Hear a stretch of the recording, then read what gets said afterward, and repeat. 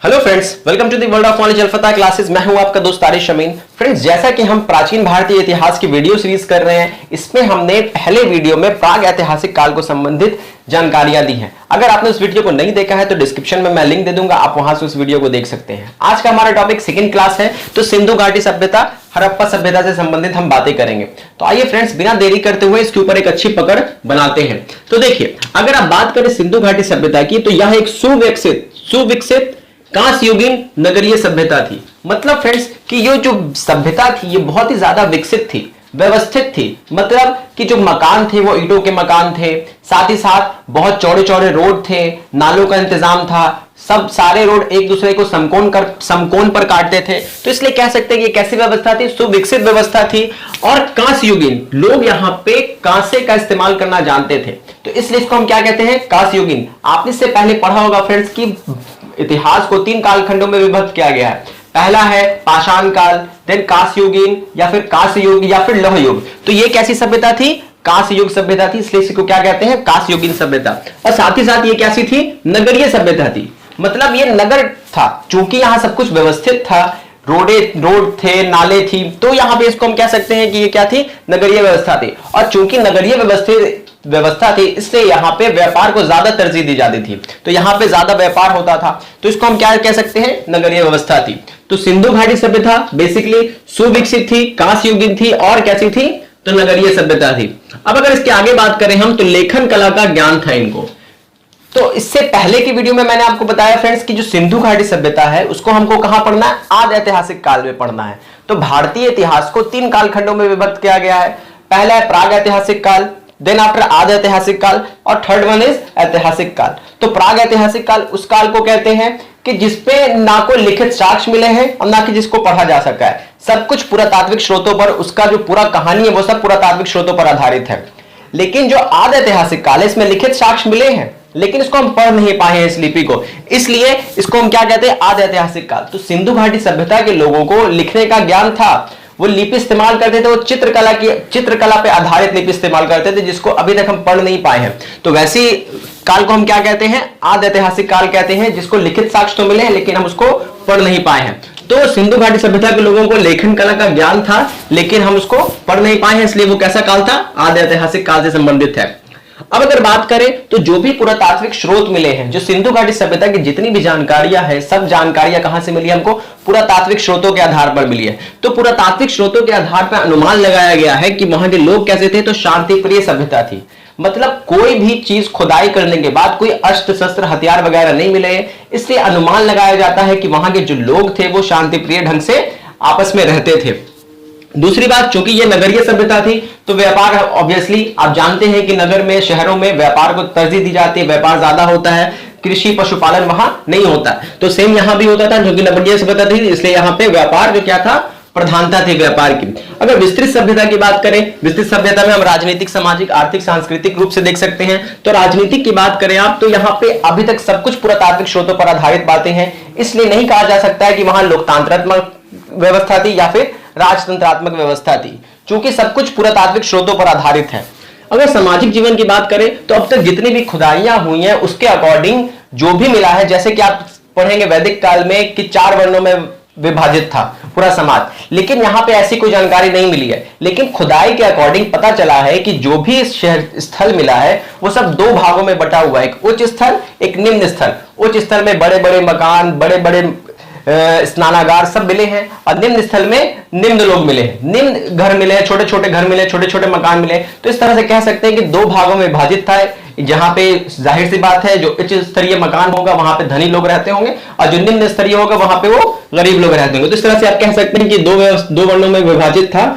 और उसके बाद अगर आप आर्थिक की बात करें आप, तो हम जानते हैं कि व्यापार प्रधान था, तो व्यापार सिर्फ और सिर्फ इंटरनल और एक्सटर्नल दोनों होता था। कैसे होता था, जो सिंधु घाटी सभ्यता थी इसके ठीक आगे, सिंधु घाटी सभ्यता के आगे मेसोपोटामिया, इराक, जो कि अभी इराक है, तो इराक में मेसोपोटामिया की सभ्यता थी, इसके ठीक आगे नील सभ्यता थी। तो सिंधु घाटी सभ्यता के लोग जो व्यापार करते थे वो इंटरनल भी करते थे और साथ ही साथ एक्सटर्नल, मतलब मेसोपोटामिया की सभ्यता के साथ भी करते थे। तो आर्थिक स्थिति भी काफी अच्छी रही होगी क्योंकि नगरीय व्यवस्था थी। अगर हम बात करें सांस्कृतिक दृष्टि से, तो सांस्कृतिक दृष्टि से बात करने पे हम लेखन कला की ओर बात करेंगे। तो हमको पता है कि सिंधु घाटी सभ्यता के लोगों को लेखन कला का ज्ञान था, लेकिन हम इसको पढ़ नहीं पाए, जैसे कि मैंने बताया, क्योंकि उसकी जो लिपि है वो चित्रकला पर आधारित है। साथ ही साथ बात करें तो उनको नाप तौल का ज्ञान था, मूर्ति कला का ज्ञान था, धातु का ज्ञान था। तो ये सब हम देख सकते हैं सांस्कृतिक में। ये जो टॉपिक है फ्रेंड्स, ये मेंस की दृष्टि से बहुत इंपॉर्टेंट हो जाता है, तो यहां हम मेंस की दृष्टि से बात करेंगे जब हम मेंस के लिए अलग से तैयारी करेंगे। आगे देखिए फ्रेंड्स, नामांकन। तो बहुत सारे इतिहासकारों ने इसका अलग अलग नाम दिया है, जैसे इसका नाम सिंधु सभ्यता भी है, सिंधु घाटी सभ्यता भी है, संदर्भ सभ्यता भी है, हड़प्पा सभ्यता भी है। तो इतने सारे नाम क्यों?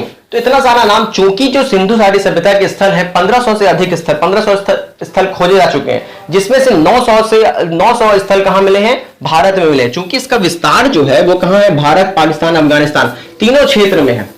तो पहले तो लोगों ने इसका नाम दे दिया सिंधु घाटी सभ्यता, क्योंकि यह सिंध नदी से ज्यादा सबसे पहले मिला था। लेकिन क्या हुआ फ्रेंड्स कि जब इसका और खुदाई चला और इसके बारे में जानकारियां मिलती गई और स्थल खोजते चले गए, तो सिर्फ एक स्थान से संबंधित इसका नाम देना उचित नहीं लगा। तो इतिहासकारों ने इसका नाम कैसे दिया? जहां पे सबसे पहले खुदाई के दौरान पता चला था जिस स्थल के बारे में, उस जगह के नाम के अकॉर्डिंग उसका नाम रखा गया। तो इसका नाम पड़ गया हड़प्पा सभ्यता, क्योंकि हड़प्पा ऐसा पहला स्थल था, प्रथम स्थल था जिसको खोजा गया था। तो इसलिए इसका नाम क्या रख दिया गया? हड़प्पा स्थल, और इसको मेनली हड़प्पा स्थल ही जाना जाता है। सिंधु घाटी सभ्यता को ज्यादातर लोग मान्य नहीं समझते हैं, मान्यता नहीं देते हैं, और हड़प्पा सभ्यता को देते हैं। तो यहां पे आप समझ सकते हैं कि हड़प्पा सभ्यता इसका नाम क्यों रखा गया, क्योंकि हड़प्पा क्या है? पंजाब के सिंध क्षेत्र में एक जगह है हड़प्पा, जहां पे इसका पहला स्थान खोजा गया था, इसलिए इसका नाम क्या है? हड़प्पा सभ्यता है। तो ये भी आपने देख लिया। अब अगर बात करें तो विस्तार की, मैंने बताया आपको भारत, पाकिस्तान, अफगानिस्तान, तीनों देशों में इसका विस्तार मिलता है। अगर इसकी चौहद्दी की बात करें आप, तो ये भारत है। तो भारत के अगर आप कश्मीर की बात करें तो ये मांदा, कश्मीर के मांदा क्षेत्र से यूपी के आलमगीरपुर, और आलमगीर अगर हम नीचे साउथ में आए तो यहां पे दाइमाबाद महाराष्ट्र। अब महाराष्ट्र अगर हम पूरब साइड आए, पश्चिम साइड आए, तो ये यहां पे पड़ जाता है बलूचिस्तान, अफगानिस्तान। तो अगर ये क्या है? इसकी चौहद्दी है, इसी के अंदर में स्थल खोजे जा रहे हैं, जो कि लगभग अब तक 1500 है। तो इसकी चौहद्दी की बात करें तो पश्चिम साइड बलूचिस्तान, उत्तर साइड मांदा, पूरब साइड आलमगीरपुर, और महाराष्ट्र क्या है? दक्षिण साइड है। तो इसकी चौहद्दी है, जिसकी लंबाई अगर आप सीधा सीधा निकाले इसकी लंबाई ये, तो ये 1600 किलोमीटर है, और इसकी चौड़ाई निकाले तो ये कितने हैं? 1400 किलोमीटर है। तो इसकी चौहद्दी है ये, और चौहद्दी के साथ साथ देखिए तो इसकी चौहद्दी के अकॉर्डिंग इसका लगभग 12,900 कुछ आता है, लेकिन अगर हम कहेंगे तो 13 लाख वर्ग किलोमीटर आ जाता है। और देखिए, अगर एक बहुत कॉमन बात है यहां पे समझने वाली बात है, वो क्या है कि जितनी भी सभ्यताएं विकसित हुई हैं सब की सब नदियों के पास विकसित हुई हैं। और यहां से क्वेश्चन पूछता है, क्योंकि अगर आप रहना पसंद करेंगे तो कभी भी आप पहाड़ों पर नहीं रहना चाहेंगे, आप वहां पे रहेंगे जहां पे आपको इजीली पानी मिल जाए। तो पानी सबसे पहले कहां मिलेगा? तो सिर्फ और सिर्फ नदियों के पास मिल सकता है। तो जितनी भी सभ्यताएं विकसित हुई हैं अब तक, सब कुछ जितने भी स्थल शहर बसाए जाते हैं वो सब कुछ नदियों के पास बसाए जाते हैं। तो ये भी जितने भी स्थल मिले हैं, या फिर इसकी चौहद्दी बात करें, सब नदियों के आसपास में है। तो अगर आप देखें तो मांदा कश्मीर में कौन सी नदी के पास पड़ता है? तो चिनाब नदी के पास पड़ता है। ये एग्जाम के पॉइंट ऑफ व्यू से बहुत इंपॉर्टेंट पड़ जाता है, नदियों का नाम याद रखना। तो चिनाब नदी, मांदा कश्मीर। अगर आलमगीरपुर की बात करें, यूपी की बात करें तो हिंडन नदी के पास है। अगर महाराष्ट्र दाइमाबाद की बात करें तो गोदावरी नदी है यहाँ पे। अगर बलूचिस्तान की बात करें तो आप दास नदी के पास बलूचिस्तान में ये पड़ता है ये क्षेत्र। तो इस तरह से हमने इसकी चौहद्दी की देख लिए। अब इसका जो काल निर्धारण है कि ये कब की बात है, सिंधु घाटी सभ्यता आखिर बात है कब की। तो अगर बात की काल की बात करें तो इसमें अलग अलग इतिहासकारों के अलग अलग मतभेद हैं। जैसे कि जॉन मार्शल एक इतिहासकार हैं, तो इनका मानना है कि 3250 से 2750 बीसी की अंदर की बात है सिंधु घाटी सभ्यता, जबकि भारतीय इतिहासकार डीपी अग्रवाल का कहना है कि 2300 से 1750 बीसी के आसपास की बात है। जो डीपी अग्रवाल है ये सहमत कहां से है? तो कार्बन 14 पद्धति। अगर कार्बन 14 पद्धति के बारे में आप नहीं जानते हैं, ये किसी भी जीवाश्म की आयु निकालने का एक पैटर्न है, एक तरीका है। तो अगर आप इसको नहीं जानते हैं तो डिस्क्रिप्शन में मैं लिंक प्रोवाइड कर दूंगा, आप वहां से उसके बारे में पकड़ बना सकते हैं कि कार्बन 14 एक्चुअली में क्या होता है और कैसे आयु निकाली जाती है। तो उसके अकॉर्डिंग डीपी अग्रवाल कहते हैं कि 2300 से 1750। चूंकि मैंने कहा बहुत इतिहासकारों में बहुत सारा मतभेद है, इसलिए इसको लगभग माना गया है 2500 से 1700 बीसी के आसपास। तो इस तरह से आप कह सकते हैं फिर 2500 नहीं है, 2300 है। 2300 बीसी से 1700 बीसी के आसपास इसके काल को निर्धारण किया गया। अब इसके बाद हम कुछ इसको इंपॉर्टेंट पॉइंट देखते हैं जो कि मैप के माध्यम से, चार्ट के माध्यम से देखेंगे। तो मैं पहले ड्रॉ कर लेता हूं चार्ट को, देन आफ्टर वहां पे अब इसके आगे देखते हैं फ्रेंड्स कि आखिर सिंधु घाटी या फिर हड़प्पा सभ्यता की खोज कैसे हुई। तो अगर देखें तो इसको सबसे सर्वप्रथम पता किसने लगाया था, तो चार्ल्स मैसन ने 1828 ईस्वी में अपनी एक पत्रिका नैरेटिव ऑफ जर्नी में कहा कि उत्तर भारत में, उत्तर पश्चिम भारत मतलब अगर ये भारत है, अगर ये भारत है तो ये एरिया कौन सा है, उत्तर पश्चिम भारत का एरिया, मतलब चूंकि पाकिस्तान भी उस वक्त क्या था, भारत में था, तो उत्तर पश्चिम भारत में एक सभ्यता है, उन्होंने ऐसा कहा था अपनी एक पत्रिका में। देन आफ्टर उसके बाद क्या हुआ फ्रेंड्स, 1856 में बर्टन बंधु, जो कि जेम्स बर्टन और विलियम बर्टन दोनों भाई थे, दोनों को काम मिला। क्या काम मिला, तो रेलवे ट्रैक बिछाने का काम मिला पाकिस्तान में। एक क्षेत्र से दूसरी जगह रेलवे ट्रैक बिछाने का काम चल रहा था। काम चलने के अकॉर्डिंग उनको जब जमीन का उन्होंने खुदाई की तो वहां से उनको ईंटों की प्राप्ति हुई, ईंटें मिले, और ईंटों का उन्होंने ज्यादा पता नहीं किया कि उसके नीचे कोई घर भी है, मकान भी है, कोई पूरी की पूरी सभ्यता है, इसका उन्होंने पता नहीं किया। सिर्फ और सिर्फ उस ईंटे को क्या कर दिया, निकाला, और निकाल के अपने रेलवे ट्रैक को बिछाने में क्या कर लिया, सब लगा दिया, इस्तेमाल कर लिया।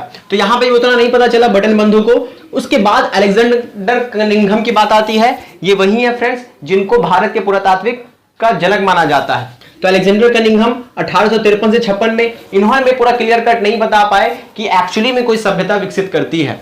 सबसे लास्ट में कौन आए, जॉन मार्शल, जिन्होंने 1921 में, जिनके नेतृत्व में, जो भारतीय पुरातात्विक स्रोतों के हेड थे, मेन हेड थे, उनके अंडर में काम करते थे दयाराम साहनी और राखल दास। तो इन्हीं के नेतृत्व में खोज किया गया हड़प्पा का सबसे पहले। ये हड़प्पा क्या है, सबसे पहला है। और उसके बाद मोहनजोदड़ो का खोज किसने किया, राखल दास बनर्जी का। तो अगर मेन हेड की बात करेगा एग्जाम में तो जॉन मार्शल 1921 में। अगर अलग अलग स्थल के बारे में पूछेगा तो आप कह सकते हैं हड़प्पा का दयाराम साहनी और मोहनजोदड़ो का राखल दास। इसको मैं चार्ट के माध्यम से नेक्स्ट वीडियो में बताऊंगा, अभी सिर्फ आप ओरली इसको समझ लीजिए। अब दूसरी बात है कि यह सभ्यता आखिर विकसित कैसे हुई, कैसे बनी, तो इसमें भी अलग अलग मत है इतिहासकारों के बीच में। अगर विदेशी इतिहासकारों की बात माने तो विदेशी इतिहासकारों का मानना है कि वो सुमेरियन सभ्यता के लोग थे। सुमेरियन सभ्यता क्या, तो इसको भी मैप के माध्यम से समझते हैं। देखिए, अगर ये भारत की सिंधु घाटी सभ्यता है तो इसके आगे मैंने कहा कि यहां पे क्या है, इराक की मेसोपोटामिया सभ्यता, ये इराक पर जाता है यहां, और इराक में कैसी सभ्यता थी, मेसोपोटामिया की सभ्यता थी, और इसके आगे नील नदी की सभ्यता थी। तो इसका जो मानना था कि इराक में ही सुमेरियन सभ्यता थी, तो यहीं के लोग यहां आकर के अपना घर मकान वगैरह बनाया और रहने लगे, उसको बसाया। तो बहुत सारे विदेशी इतिहासकारों का मानना है कि वो इराक के जो लोग थे, सुमेरियन सभ्यता के लोग थे, उन्होंने ही सिंधु घाटी सभ्यता को विकसित किया। लेकिन जो स्थानीय मत है, मतलब स्थानीय लोगों का कहना है, जिसमें राखल दास बनर्जी, जो यहाँ राखल दास हैं जिन्होंने मोहनजोदड़ो की खोज की, उनका कहना है कि जो सिंधु घाटी सभ्यता के लोग थे वो कौन से लोग थे, तो द्रविड़ लोग थे। और साथ ही साथ आर्य, टी.एन. रामचंद्र का कहना है कि वो आर्य थे। चूंकि बहुत ज्यादा लोग इससे सहमत नहीं है, क्योंकि आर्य नहीं हो सकते, क्योंकि आर्य ने वैदिक सिविलाइजेशन का खोज किया, वैदिक लोग थे, तो वो झोपड़ी वगैरह में रहते थे, वो एक गांव जैसी सभ्यता थी। और चूंकि सिंधु घाटी सभ्यता नगरीय सभ्यता थी, तो शहर से फिर गांव में जाना ये पॉसिबल नहीं था। तो इसमें बहुत लोग नहीं वैलिड करते हैं इसको कि आर्य लोग थे। लेकिन विदेशी मत में सुमेरियन थे। इसको कौन कौन वैलिडेशन देते हैं, तो मार्शल, चाइल्ड, डी.डी. कौशाम्बी आदि इसको कहते हैं कि वो कैसे थे, सुमेरियन थे। अब बात हुई तो यहां तक हमने देख लिया कि सिंधु घाटी सभ्यता क्या है क्या नहीं है। अब इसके बाद कर रही है तो सभ्यता का अंत कैसे हुआ, पतन कैसे हुआ, आखिर सभ्यता कहां खत्म हो गया। तो अगर आप देखें तो सभ्यता में इसमें भी अलग अलग इतिहासकारों में मतभेद है। मैं के जॉन मार्शल का कहना है कि बाढ़ आई और बाढ़ आने के कारण सभ्यता का क्या हो गया, पतन हो गया। जबकि चाइल्ड और व्हीलर का कहना है कि किसी विदेशी आक्रमण के द्वारा इस सभ्यता का क्या हो गया, पतन हो गया। और अगर फेयर सर्विस की बात करें तो इन्होंने कहा है पारिस्थितिक असंतुलन के कारण इस सभ्यता का अंत हो गया। तो इस तरह से हमने ओवरऑल समझ बना लिया सिंधु घाटी सभ्यता पे। अब जो ऑब्जेक्टिव क्वेश्चंस पूछे जाते हैं उसको चार्ट के माध्यम से देखना है, तो मैं चार्ट ड्रॉ करता हूं और वहां चलता हूं चार्ट के ऊपर। तो जैसा कि मैंने कहा फ्रेंड्स कि सिंधु घाटी सभ्यता को हम चार्ट और मैप के माध्यम से समझेंगे ताकि इसको समझना आसान हो जाए। तो सिंधु घाटी सभ्यता का जो विस्तार था वो भारत के साथ साथ पाकिस्तान और अफगानिस्तान के क्षेत्रों में भी था। अब तक लगभग 1500 स्थलों को खोजा जा चुका है, जिसमें से 900 स्थल भारत में पाए गए हैं और अफगानिस्तान में 2 स्थल, अब बाकी जितने स्थल हैं वो सब कहां हैं, तो पाकिस्तान में पाए गए। तो उसमें से जो इंपॉर्टेंट स्थल है जहां से एग्जाम के में क्वेश्चन पूछे जाते हैं तो मैं उसको पॉइंट डाउन कर दूंगा, नोट डाउन कर दूंगा, आप उसको अच्छे से याद कर लेंगे और समझ लेंगे। तो आइए फ्रेंड्स देखते हैं। तो सबसे पहले देन आफ्टर मैप के माध्यम से देखेंगे तो आपको इजीली समझ में आ जाएगा। तो अगर आप अफगानिस्तान की बात करें तो अफगानिस्तान में 2 स्थल खोजे गए हैं, शोतुगोई और मुंडीकाक, ये दो ऐसे स्थल हैं जो अफगानिस्तान में हैं। अगर पाकिस्तान की बात करें तो पाकिस्तान में हड़प्पा, जो कि पहला स्थल खोजा गया था, इसलिए इसका नाम भी हड़प्पा है, जैसा कि मैंने बताया आपको। और ये कहां है? तो पंजाब के क्षेत्र में है। दूसरी बात करें तो पाकिस्तान में मोहनजोदड़ो, कोटदीजी, चन्हुदरो, बालाकोट, डाबरकोट, सुतका गेडोर, ये सुतका गेडोर वही है फ्रेंड्स जो बलूचिस्तान में है, जो सबसे पश्चिमी स्थल खोजा गया है, सिंधु घाटी सभ्यता का सबसे पश्चिमी स्थल है। तो अगर इसकी बात करें फ्रेंड्स तो देखिए मैप के माध्यम से भी इसको समझते साथ साथ, ये भारत है और ये पाकिस्तान का क्षेत्र है। ये क्या है? पाकिस्तान है और ये अफगानिस्तान का क्षेत्र है। तो अफगानिस्तान में तो दो सिंपल है, शोतुगोई और मुंडीकाक, दो क्षेत्र है, सिंपली समझ में आ गया। अगर आप पाकिस्तान देखें तो पाकिस्तान तीन क्षेत्र में बटा हुआ है, पंजाब, ये पंजाब का क्षेत्र, दूसरा सिंध है और ये बलूचिस्तान है। तो इस तरह से, तो अगर आप पंजाब में देखें, ये सिंधु नदी है, तो पंजाब में यहां पे एक सबसे पहले स्थल खोजा गया जिसका नाम था यहां पे हड़प्पा। हड़प्पा में मिला वो स्थल। उसके बाद अगर आप देखें तो सिंधु नदी से ही सटते हुए आ रहा है यहां पे जो ये कोटदीजी है। कोटदीजी के ठीक अपोजिट साइड ये यहाँ पे मोहनजोदड़ो है और उसके ठीक आगे बढ़ेंगे तो यहाँ पे क्या है? चन्हुदरो है। तो इस तरह से पंजाब के कितने स्थल देखे हमने? 4 देखे, हड़प्पा, कोटदीजी, मोहनजोदड़ो, चन्हुदरो। फिर आगे आप बलूचिस्तान क्षेत्र में आते हैं तो यहां पर भी 3 देखने को मिलता है। सबसे पहले बालाकोट, फिर डाबरकोट और फिर सुतका गेडोर। तो इस तरह से हमने देखा कि पंजाब में 1 क्षेत्र, सिंध में 3 और बलूचिस्तान में भी 3। ये इंपॉर्टेंट है जो पाकिस्तान में एग्जाम में पूछे जाते हैं। वैसे तो मैंने कहा कि इसमें बहुत सारे स्थल हैं, लेकिन ये जो इंपॉर्टेंट है उसको मैंने नोट डाउन किया है। और यह सुतका गेडोर क्या है? तो सबसे पश्चिमी स्थल है। मैंने चौहद्दी आपको बताई थी सिंधु घाटी सभ्यता की कि सबसे पश्चिमी स्थल कौन सा है? बलूचिस्तान में सुतका गेडोर है, जम्मू कश्मीर में मांदा है, यूपी में आलमगीरपुर है और महाराष्ट्र में दायमाबाद है। तो इसकी क्या है? चौहद्दी है। आगे बात करें हम तो अफगानिस्तान हमने देख लिया, पाकिस्तान हमने देख लिया। अब भारत की बात करते हैं। तो भारत का अगर आप नक्शा देखेंगे तो सिंधु घाटी सभ्यता का जो मैंने क्षेत्र बताया आपको, इस तरह से बताया, ये जम्मू कश्मीर, उत्तर प्रदेश, महाराष्ट्र, तो कुछ इस तरह से बन रहा है। ये चौहद्दी मैंने बताया था आपको, लगभग इसकी लंबाई 1600 किलोमीटर और चौड़ाई 1400 किलोमीटर है, 13 लाख वर्ग किलोमीटर फैला हुआ है। तो ये महाराष्ट्र है। तो अगर आप देखें तो जम्मू कश्मीर के नीचे पंजाब, पंजाब के नीचे हरियाणा, हरियाणा के नीचे राजस्थान, राजस्थान के नीचे मध्य प्रदेश, गुजरात, महाराष्ट्र, उत्तर प्रदेश। तो इस तरह से क्रमबद्ध तरीके में है। इसी तरह से हम पढ़ेंगे ताकि समझने में आसानी हो। तो सबसे पहले हम बात करेंगे जम्मू कश्मीर में। तो जम्मू कश्मीर में कौन सा स्थल है? तो मांदा है, जो चिनाब नदी के तट पर स्थित है और यह सबसे उत्तरी स्थल है, सबसे उत्तरी स्थल है, ऊपर का स्थल है सिंधु घाटी सभ्यता का। उसके नीचे हम आते हैं तो पंजाब क्षेत्र आता है। तो पंजाब में रोपर, संघोल नामक क्षेत्र पड़ जाता है। अगर हरियाणा की बात करें, हरियाणा में तो बनावली, राखीगढ़ी और भगवानपुरा आ जाता है। यहां पे एक क्वेश्चन पूछता है कि सबसे बड़ा नगर सिंधु घाटी सभ्यता का जो अब तक का पता लगाया गया सबसे बड़ा नगर है वो कौन सा है? तो ये राखीगढ़ी है। यहां से क्वेश्चन पूछता है तो आप इसको ध्यान में रखेंगे, कौन सा क्षेत्र है वो? तो राखीगढ़ी है। अगला है राजस्थान। तो राजस्थान में भी कुछ क्षेत्र हैं, कालीबंगा, बालाथल, सॉरी ये यहाँ पे पाई छूट गया है। तो राजस्थान में कालीबंगा, बालाथल। उत्तर प्रदेश की बात करें तो आलमगीरपुर, संगोली, बड़गांव। ये आलमगीरपुर वही है फ्रेंड जो सबसे पूर्वी स्थल है, आलमगीरपुर।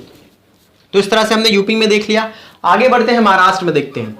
तो महाराष्ट्र में दायमाबाद, ये सबसे दक्षिणी स्थल पर जाता है महाराष्ट्र का। अगर गुजरात की बात करें तो अब तक जो सिंधु घाटी सभ्यता का सबसे स्थल खोजा गया है तो सबसे ज्यादा स्थल कहीं मिला है तो वो गुजरात के क्षेत्र से मिला है। ये भी क्वेश्चन पूछता है एग्जाम में, तो इसको भी आप ध्यान में रखेंगे। तो गुजरात में लोथल, धौलावीरा, सुटकोटदा, रंगपुरा, भगतपुर, भगतराव, रोजदी, इस तरह से है। तो लोथल जो था फ्रेंड्स ये बंदरगाह था या पतन था, सिंधु घाटी सभ्यता का बहुत इंपॉर्टेंट प्लेस है। तो यहां से क्वेश्चन पूछता है कि सिंधु घाटी सभ्यता का बंदरगाह कौन था? तो लोथल था। दूसरी बात धौलावीरा। तो धौलावीरा से भी कुछ इंपॉर्टेंट पॉइंट है। इंपॉर्टेंट पॉइंट ये है कि हमने देखा कि सिंधु घाटी सभ्यता में 2 खंड थे, एक उच्च वर्ग और एक निम्न वर्ग, लेकिन धौलावीरा एक ऐसा क्षेत्र था जहां 3 खंड मिले हैं, 3 खंड में विभाजित था ये। दूसरी बात करें तो यहां एक और इंपॉर्टेंट पॉइंट है कि जो नालियां थी वो यहां कैसी थी? तो लकड़ियों की नालियां थी। तो इस तरह से फ्रेंड्स हमने ओवरऑल सिंधु घाटी सभ्यता से रिलेटेड वीडियो को समझा, अंडरस्टैंडिंग बनाया। अगर वीडियो पसंद आया हो तो वीडियो को लाइक कीजिएगा। इसके नेक्स्ट वीडियो में फ्रेंड्स इसी से इंपॉर्टेंट कुछ ऑब्जेक्टिव पॉइंट्स के, क्योंकि वीडियो बहुत लंबा हो गया है और हमको देखना भी है, तो एक वीडियो और आएगा सिंधु घाटी सभ्यता से रिलेटेड, तो उसमें हम पढ़ेंगे सिंधु घाटी को और वो वहां पे कंप्लीट हो जाएगा। देन आफ्टर हम वैदिक पीरियड पढ़ेंगे। तो मिलेंगे नेक्स्ट वीडियो में, तब तक के लिए अपना ख्याल रखें, टेक केयर।